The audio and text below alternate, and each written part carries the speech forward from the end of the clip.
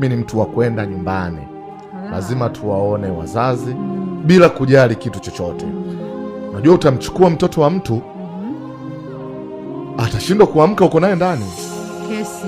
Yaani mpaka ije igundulike sio wewe, muda umekwenda. Ingia kwenye mahusiano ambayo unawafahamu wazazi. Unajua kuna ile mnaokotana sehemu, mmelala usiku kucha, unamuita honey, baby, darling yote. Inafika asubuhi sasa mnataka kuachana, unamuuliza hivi, darling unaitwa nani? Darling unakaa wapi? Hata jina darling unaishi na nani? Darling nyie mna asili ya wapi? Ushaisha wewe. My friend, hiyo ni darling ya nywele.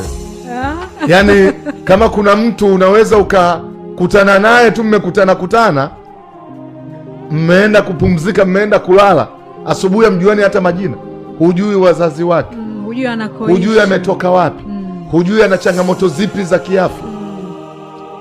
Hiyo darling ni ya nywele.